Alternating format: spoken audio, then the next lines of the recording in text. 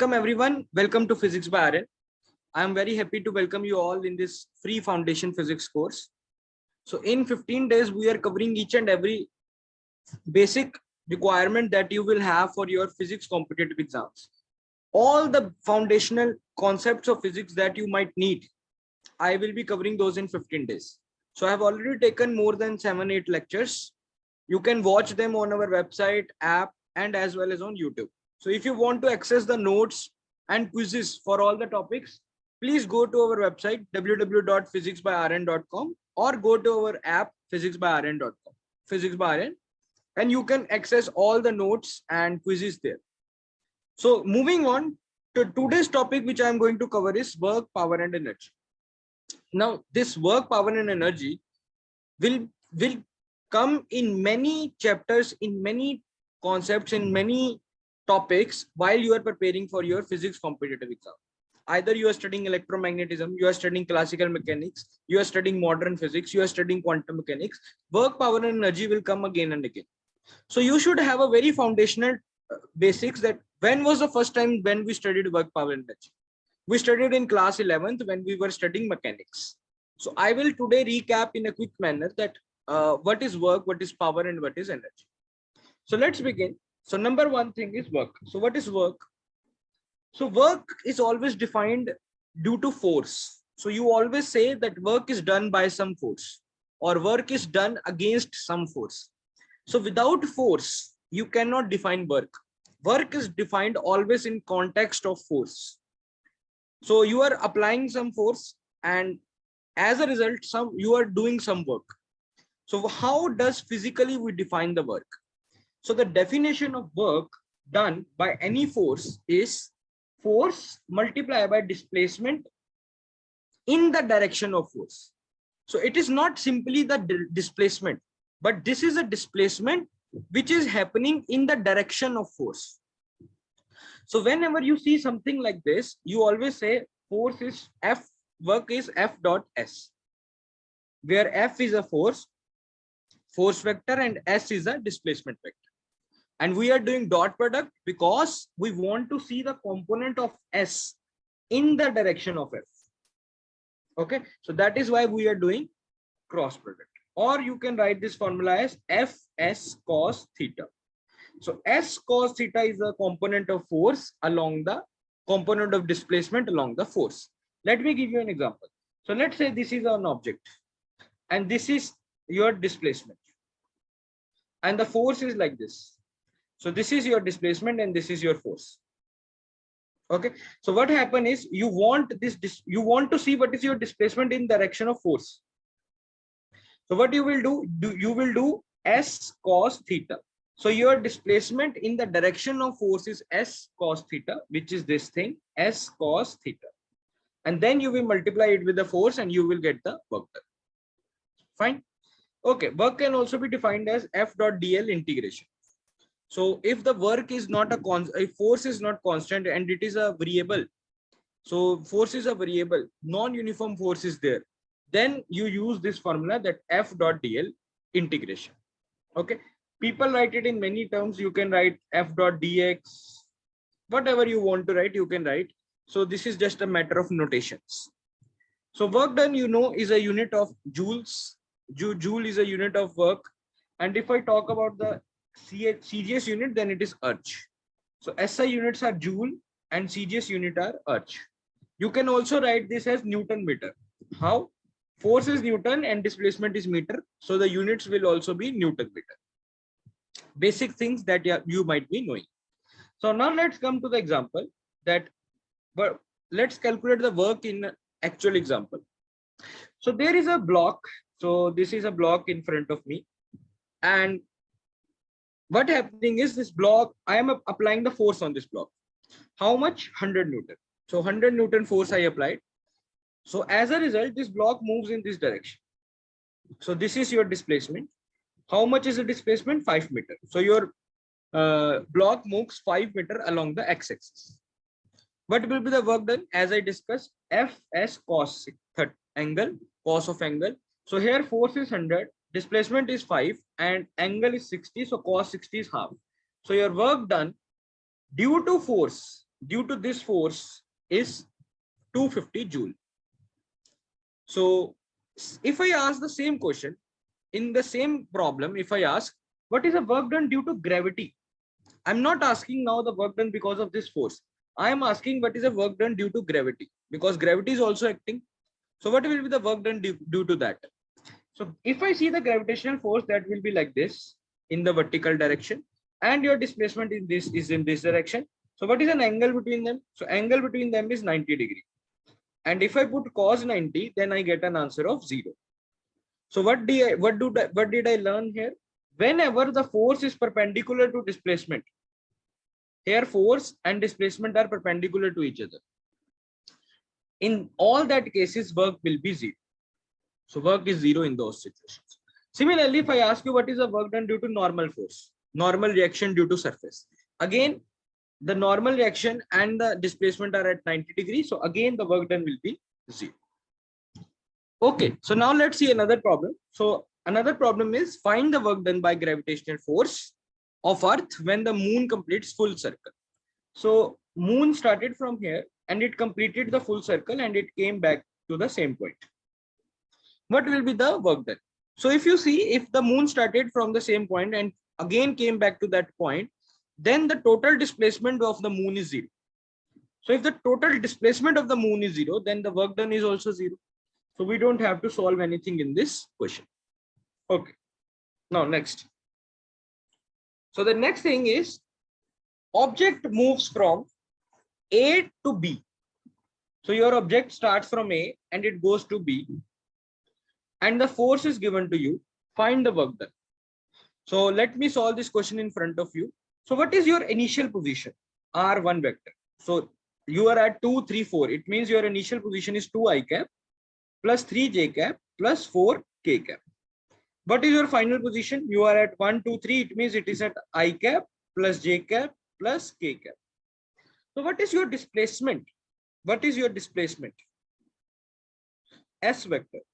It will be R2 vector minus R1 vector. It means final position minus initial position. So if you do R2 vector minus R1 vector, you will get minus I cap minus 2 j cap minus 3 k cap. Okay. Now what is work done? Work done is force into displacement. So what is force? Force is 2 I cap plus 3 j cap plus 4 k cap. 2 I cap plus 3 j cap plus 4 k cap dot displacement minus I cap minus 2 j cap minus 3 k cap. So if I do the dot product, I will get minus 2, minus 6, minus 12, which is minus 20 joule. So this will be your work done. I hope that all of you have understood this. It is not a very difficult question, quite easy question as of to discuss. Okay. Yeah.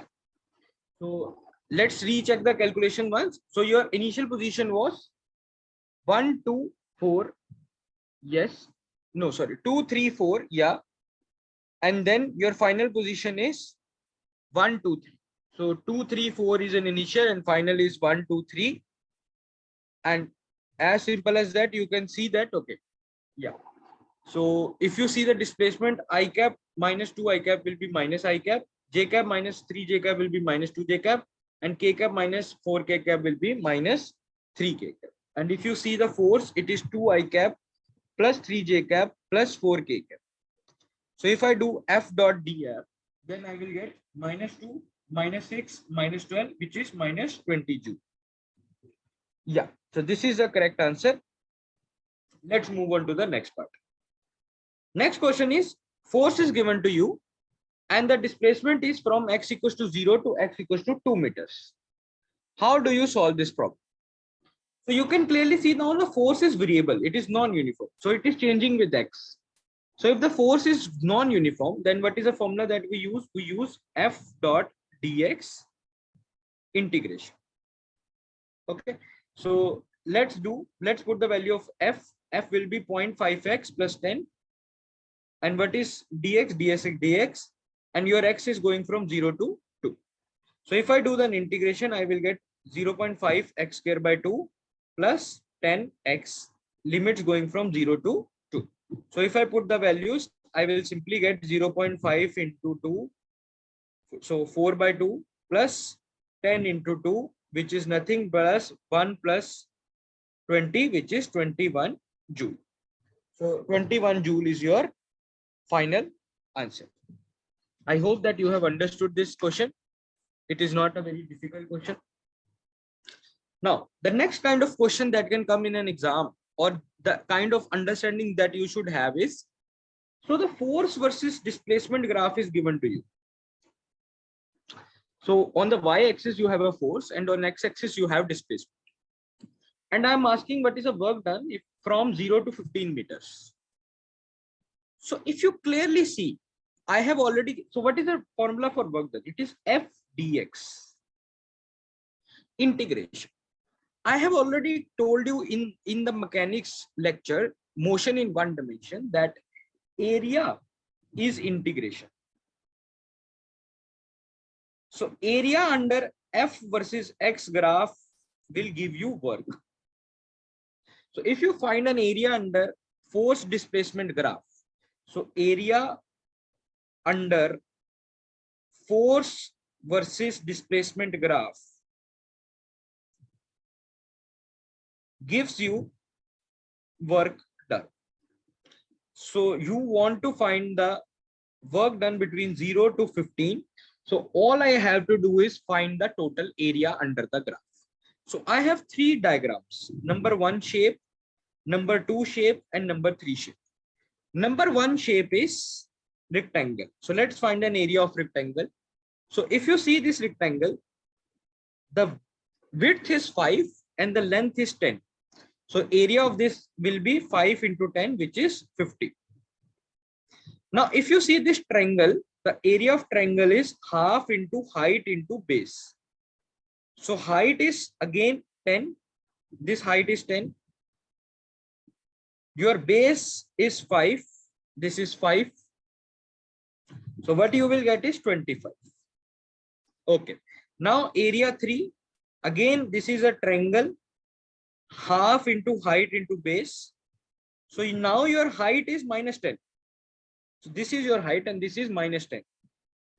And your base is still 5. So you're getting minus 25. So if you add all 3, the final answer that you will get is 50 joule. Because this 25 and 25 will cancel each other, and only thing which is left is 50. So your work done is 50 joule. I hope that you have understood this question. If you have any doubt, let me know in Telegram channel or personal message, or you can even comment under the video. Okay. Now I want to solve one challenging problem. These problems were quite easy, and now I want to solve one challenging problem. So there is one chain. So steel chain. The total mass of the chain is M and the total length of the chain is L. And it is hanging on a table. So L by N part of the chain, is hanging, and the other part is on air. Oh, sorry, on the table. So the question which is asked to me is, if I start pulling this chain, how much work I have to do to make sure all the chain is on the table? So I want to pull up the chain. I want all the chain to be on the table, and I start pulling this chain. So what is the total work which I have to do? So let's calculate this thing. So first assume that the chain which is hanging has a length y. So if a chain which is hanging has a length y, what is the mass of this chain? So let's find mass per unit length. So mass per unit length will be m by L. And what is the length that you have taken, which is y? So mass per unit length is m by L. So if you take mass per unit length, that is m by L, and how much length you have taken, y. So if you want to find the mass of this y, then you just have to multiply y with the mass per unit length. So that you will get an answer as m by L into y. So the mass of this part is m by L into y. So what is the force acting on this part? mg. So I will just multiply this with g. Now let's say I want to pull a small part. I will not pull entire chain in a one go. I will pull a small chain which is by amount of dy. So I will just pull small length dy. So if I pull a small length dy, I have to do small work, which is force into displacement. What is displacement? Dy. What is force? Force is mg by L into y into dy. Now I will find the total work. Okay, I have put negative sign here. Why? Because you can see the force is acting down and the displacement is up. So both are in opposite direction. That is why I have put here negative sign. Okay, so negative sign is there. What will be the total work? I just have to do integration. So if I do the integration of this thing, I will get minus mg by L. Y integration is y square by 2. And my length is going from L by N to 0. So initially, how much length was hanging? L by N. As you can see here, L by N. And finally, if entire chain is on the table, what is the final length? 0. So if you put the value of limits, you will get an answer of mgl divided by 2n square. I hope that you have understood this question. It's a very challenging problem. And if you have get a good grasp of this problem, then you can solve many other challenging problems as well. Okay, next part.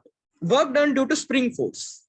So now what is our problem? So a spring is attached to a wall and there is this mass. I am pulling this mass and I have pulled this mass till here. So I have displaced this mass by x. And the question which is asked to me is, what is work done against the spring force to move the block by distance x? So what is a force due to spring? If you have a small basic understanding, it is kx. K is a spring constant and x is a displacement from the mean position. So the force is kx. So what is work done? Force into displacement integration. So force is kx and dx is dx. So if you do its integration from 0 to x, you will get minus k x square by 2. And if you put the limit, you will get work done is minus half k x square. So this is a work done. Many of you would be remembering this formula. The potential energy of spring, which is half k x square, it is equals to the work done. Okay, so as simple as that. So let's move to the next part. So I hope that you have understood the part of work. I have covered a vast range of problems in work, starting from the mass, then going to the complex problems, non-uniform force, uniform force. So these are the kind of problems which can come in an exam. So I have discussed 4 or 5 examples. I think that could be enough. Other than that, please solve the exercise problems. I have given the notes in which entire exercise is there. Even if you need more questions, you can definitely message me. I have many questions, many assignments with me. I can give you more questions on this topic. Okay. Now let's come to the second part of our lecture, which is energy. In a very basic terms, I always define energy as ability to do work. So if you have some ability to do work, that thing is known as, that ability is known as energy. So what do I mean by this ability to do work? There are two kinds of energies we are known of. One is kinetic and another is potential. What is the meaning of this kinetic energy and what is the meaning of this potential energy? So let's consider that there is one bullet. Bullet is moving with the velocity of v and it has a mass m. It is moving, it is moving, it is moving. And we say it has kinetic energy, which is equals to half mv square. So if a mass m is moving with the velocity v, then it has a kinetic energy half mv square. This we all know. But what do I mean by that? This bullet has a energy half mv square. The meaning of this thing is, if I put something in front, this bullet will go and hit this and do the work. Until unless you don't put anything in front of it, it will not do any work. It will have stored energy in it. And if you put something in front of it, it will go and hit it and it will do the work. So this body had some ability to do the work. And as soon as something came in its direction, it did the work and we got the work. So that ability to do work was energy. So whenever we say this body has a kinetic energy, the meaning is that this body can do the work if something will come in front of it. For example, a moving car has a kinetic energy.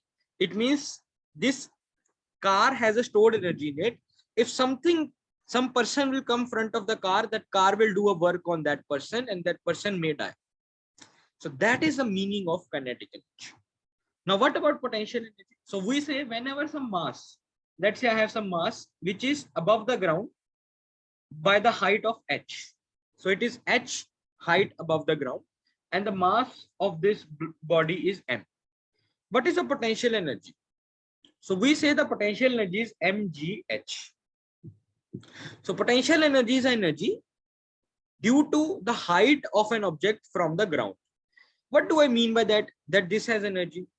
So the meaning is, if I keep it here, if I, let's say I'm holding this ball, the energy stored in this is mgh. But let's say I drop this ball. I do not keep it holding, but I drop this ball. Then what will happen? It will come down and hit it. It means the energy it was storing will convert into work. So it will go and do the work. It means as long as you are holding it above the ground, it will not do any work. But if you leave this body, then it will do the work when it will hit the ground. It means the body had some ability to do the work. That ability is known as energy. And what is that energy? mgh. So always remember the energy stored in the body. So whatever work you have done to bring the body to its current state. So I said, okay, this bullet is moving. How this bullet is moving? How something can be moving by itself? No. In order to make bullet moving, I have to do some work. So initially I did some work and bullet started moving. And as a result, bullet has some energy. So whatever work you have done to bring the body to its current state, that work will be stored in the form of energy. So I did some work on the bullet to give it some speed. Now that work will be converted to the energy of the body. Similarly, how can something go from ground to up height h? I have to do some work to make sure that ball goes from ground to height h. So whatever work I have done to bring this ball from ground to height h, that much work will be stored in the form of energy inside the body. So that is a basic physics behind work and energy that every physics student should be very clear about. But just knowing the formulas is not enough. You should have this clear understanding. What is energy? If you have energy, you can do work. But how energy is coming? Someone has done the work. That is why you have energy. Now you have energy and you can do that work. Okay. So how do we get our energy? From food. But once we get an energy, we can again do the work. So first comes work. So someone do a work. As a result, you get energy. And now you have energy, so you can again do the work. So this is a cycle. Okay. So let's move on. Let's prove this thing. So if a body is moving, what is the work done? So let's say there is a body with at rest, and now the body is moving with velocity v. So in order to make this body move from 0 to v, what is the total work done which I have to do?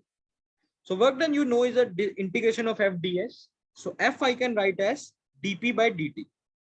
I discussed this in force and friction lecture, but is dp by dt, m dv by dt. Momentum is mass into velocity. M I have taken common, so it is m dv by dt. So instead of force, I have written as m dv by dt. And what is displacement? Displacement you can write as v dt. Simple as that. Velocity into time will give you displacement.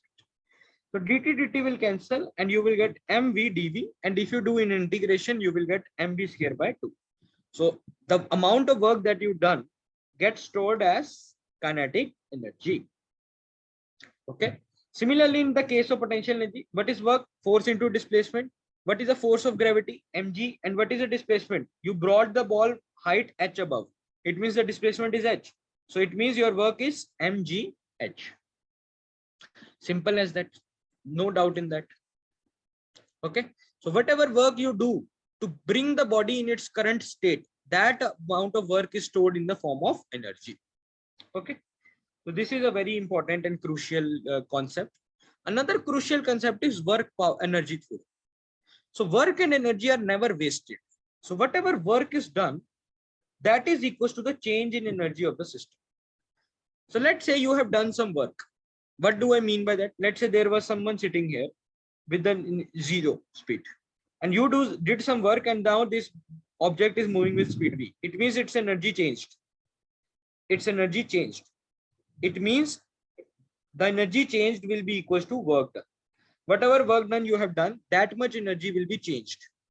So the work done is always equals to the change in energy of the system. Always remember this theorem. This is very important theorem in the physics. Okay. Now let's come to the very crucial question, very important question. I think this question I can discuss as long as you want. So there is one block. So there is one block of ice. Now this block of ice is sliding down. So this block of ice is sliding down. So there is one man which is pushing this block to make sure that this block moves with constant speed. Let me read this thing to you. Block of ice of mass 10 kg slides on an incline which is 5 meters long and 3 meters high. Man pushes up on ice block parallel to incline so that it slides down at a constant speed. So what physics is going on? Let me explain that. So there is one ice and it is sliding down. We know if something is sliding down, it will have some acceleration. So if something is sliding down on an incline, it will have an acceleration. What will be an acceleration? Acceleration will be g sine theta, and if friction is also there, then minus nu g cos theta. I have discussed this in the force and friction class. So the acceleration with which this ice block will be sliding is g sine theta minus nu g cos theta. So what will be the force acting on this? Ma. If I multiply acceleration with mass, then it means the force acting on this block is m times g sine theta minus nu g cos theta. But what happens if there is one man who is pushing this ice with the same force? So there is one man who is pushing this ice with the same force. So what will happen? Then this ice block will come down with the uniform velocity, because no force is needed to bring a motion in uniform velocity. So a block will keep coming down with uniform velocity if a man is also applying the same force in the opposite direction. So what is the force which a man is applying? The same force which is this one. So this is mg sine theta minus nu g cos theta. So this is the force which a man is applying. Fine. Now the question is, what is the work done by the man? So very simple. What is work done by the man? Force you have already know. You just have to multiply it with the displacement. And what is displacement? 5 meters. So the length of the incline is 5 meters. So force of man into 5. Force of man you can easily find. You have been given all the information. Mass you know, mu you know, g you know, theta you can take as 30 degree. So theta is 30 degree. So every information you know, and you can easily put the value and find the work done. Okay, what is the work done by the gravity? Now, I said the force on man is mg sine theta minus nu g cos theta. In this, there are two components. This is a force due to gravity. So force due to gravity is mg sine theta, and force due to friction is nu mg cos theta. So what will be the work done due to gravity? Work done due to gravity will be force due to gravity into displacement. Displacement is 5. So force due to gravity is mg sine theta multiplied by 5. So this will be your work done due to gravity on the block. So here you will not multiply the total force, but you will multiply the force due to gravity, which is just mg sine theta. Next part, what is work done by the surface? So work done by surface means work done by the friction. Simple as that. So what is the work done by friction? So force due to friction is nu mg cos theta. So this is your force due to friction. Multiply by displacement, which is 5. So this will be your work done. You can put the values and get the answer. Simple as that. Okay. So last thing is total work. So just add all the forces and find the total work. This you can do by yourself. And in the last, what will happen is change in kinetic energy. So whatever total work you have find, that will be equals to change in kinetic energy. No, change in kinetic energy plus change in potential energy. So let's say the total work you calculate is W. It will be equals to change in kinetic energy plus change in potential energy. So what is change in potential energy? M minus mgh. What is h? H is 3 meters. How? You can check in the diagram. So initially you had a kinetic energy of 3 mg. H is 3, right? So your potential energy is mg into 3. And here, once you reach here, your potential energy is 0. So what is your change in potential energy? Minus 3 mg. So total work you have found. This you know, the total kinetic energy you can find. So try to solve this question by yourself. Try to figure out the values. I will send final answer to this problem in Telegram channel. So the final answer to this problem along with the complete solution will be sent in the Telegram channel. So you can match your answers with the answers given in the Telegram channel. Okay. So this was about the energy.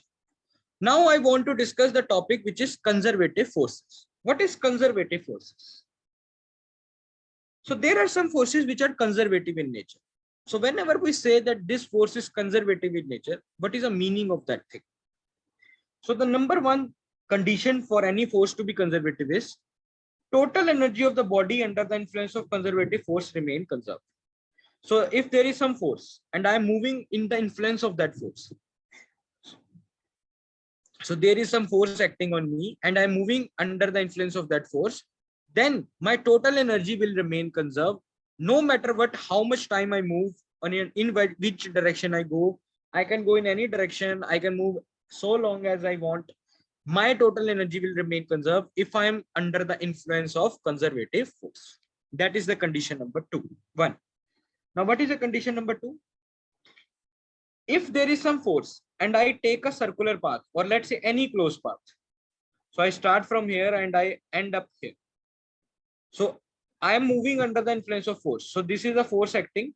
This is a force and I am moving in a closed path. So the work done to move in a closed path in a conservative force is 0. So if you are under the influence of conservative force and you start from some point and again come back to the same point, then the total work will be 0. Okay. So always remember this. If you start from some point, goes in a closed path and come back to the same point, and you were under the influence of conservative force, it means the total work done for a closed path will be 0.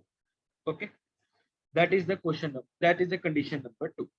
What is condition number 3? Now let's say I'm not taking a closed path. I'm taking open path. So I'm going from A to B. Now work done does not depend upon the path taken. I can go from A to B in this direction. I can go in this direction. I can go in this direction. I can take whatever path I want. The work done will be same as long as I'm going from A to B. So if my initial position and final position is same, then it does not matter which path I'm taking. Work done will be same in all the paths. So that will be my third condition. So the examples of conservative force is gravity, electrostatic force, etc. So these are the famous examples of conservative force. I just want to give you one pictorial imagination that let's say you want this block to come from A to B. You can either take this incline, you can either take the stairs, or you can directly throw. In all three cases, the work done to come from A to B will be same. You have to do the same work in order to come from A to B according to physics. Okay. So this is the meaning of this. The fourth condition for conservative force is, if the force is conservative, it can be written as a derivative of potential. So let's say my force is conservative. Then I can write my conservative force in terms of derivative of potential energy. So this delta is known as derivative, or in the later stage we will study, it is known as gradient. It is nothing but just a differentiation, and U is the potential energy. In gravity, it will be gravitational potential energy. In electrostatics, it will be electrostatics potential energy. So it is simply potential energy. Okay. So what is this delta U? Delta U is I cap curly U by curly X plus J cap curly U by curly Y plus K cap curly U by curly Z. So as I mentioned, it is nothing but just a derivative. So here are the few points which I want to mention, which are very important in here. So let's say your change in potential energy is negative. Delta U is nothing but change in potential energy. So your change in potential energy is negative. What do I mean? Means your potential energy is reducing. So if delta U is negative, then force negative will become positive. So if the force is positive, it means you have repulsion. So whenever the force is positive, you say there is a repulsion. Now, if delta U is positive, let's say your potential energy is increasing, then your force will be negative. So whenever you have negative force, you say you have an attraction. And whenever delta U is zero, the change in energy is zero. It means your force will also be zero. So this is a very basic. Let's try to understand with an example, or let's understand with a graph. So there is, I have plotted potential energy versus displacement graph. So on the y-axis, I have potential energy, and on the x-axis, I have displacement. So I want to know what is the force between A to B. Is it attractive or repulsive? So you can clearly see your potential energy is reducing. So your delta U is negative. So if your delta U is negative, force is positive, it means you have repulsion. What about B to D? So in B to D, your potential energy is increasing. So your delta U by delta X is positive. It means your force is negative. So if force is negative, it means you have attraction. So you can find between any two intervals. Now, what about B, D, and E? So you can clearly see, I told you in the last class or in the graphical analysis class as well, that derivative is nothing but slope. So you can clearly see the derivative at B, D, and E has zero slope. It means du by dx is zero at B, D, and E. It means the force is zero at B, D, and E. So the force is zero at B, D, and E because derivative is zero at B, D, and E. Okay. Now I want to talk about stable and unstable equilibrium. So as I mentioned, let's expand this thing even more. So if I put a ball here, it means it is experiencing zero force. If I ball here, it means it is experiencing zero force. If I put a ball here, it means it is experiencing zero force. So all 3 points are known as equilibrium point. So B, D, and E are equilibrium points. So if these 3 are equilibrium points, then are they stable equilibrium or unstable equilibrium? What is the meaning of stable and unstable? So the meaning of stable and unstable is, if I displace this ball, will it come back or not? So if I displace this ball, it will go down and it will never come back. So this is an unstable. But what about B and D? If I displace this ball up, it will come back. If I displace this ball along this direction, it will again come back. So this point and this point are the stable equilibrium. So unstable equilibriums are those, if you displace your object from unstable equilibrium, it will not come back. But if you displace your object from stable equilibrium, it will come back to the equilibrium. So that kind of equilibriums are known as stable and other are known as unstable. What is the condition for stable and unstable? First of all, to find the equilibrium, what you have to do is make du by dx zero. As we saw, right, at B, D, and E, du by dx was zero. It means the force was zero. So for the stable equilibrium, your derivative should be zero. If you want to find it is stable or unstable, what you have to do is take double derivative. So if double derivative is positive, then it is stable. And if double derivative is negative, then it is unstable. So that is the simplest condition that you can check. So let's try to see this with an example. So you have this ux, and I am asking what is an equilibrium x equilibrium. So what I will do, I will take derivative and make it zero. So if you take the derivative, you will get this, and if you make it zero, you will get this, and x will be 2a by b 1 by 6. Okay, so this is a point of your equilibrium. You can easily do this differentiation. Okay, Now next question. Now you are again given one potential energy, and again I'm asking what is an equilibrium position. So again do a derivative du by dr. So if you do a derivative and make it equals to 0, you will get r equals to 2a by b. So I got this equilibrium. What about, is this a stable equilibrium or unstable? So what I will do, I will do integration one more time. Oh, sorry, differentiation one more time. So if I do differentiation one more time, I will get this. Now I will put the value of r which I have got here. So if I put the value of r here, then you will get an answer of b by 2a cube into b. Now this is greater than 0. It means this is a stable equilibrium. Okay, so once you do a double derivative, put the value of r that you have found. If you put the value of r, then if you get greater than 0, it means you are at a stable equilibrium. So this was the concept of conservative force, stable and unstable equilibrium. Let me know if you have any doubts in this lecture. I will be happy to answer all of the doubts. You can discuss with me in my Telegram channel. You can discuss in the comment section. Wherever you feel like, you can discuss. Okay. The last part of the today's lecture is power. So we discuss work, which is force into displacement. Then we discuss energy, which is ability to do work. And then there comes power, the rate of doing work, that how fast you are doing work. If you are doing work very fast, then your power is more. If you're doing work but slowly, then your power is less. So the power is nothing but rate of doing work, which means dw by dt. Another way to define power is F dot V, where F is a force and V is the velocity.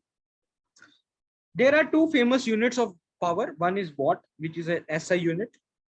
And there is one horsepower. Horsepower is also one of the unit, and 1 horsepower equals to 746 watt. Horsepower is usually used in the automobiles, in the car, bike, etc. The power is defined in terms of horsepower.